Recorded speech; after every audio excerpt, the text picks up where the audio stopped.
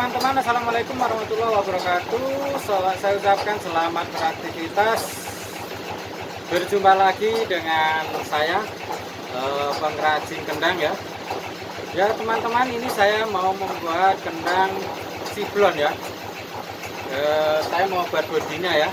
Ya sebelum saya proses, sebelumnya jangan lupa subscribe, like serta komennya ya, biar nanti saya tambah semangat lagi untuk membuat video-video yang lain tentang seputar kendang ya, seputar kendang. Semoga bermanfaat buat teman-teman, semoga bisa menambah ilmu pengetahuan ya. Oke teman-teman, langsung saja dimulai.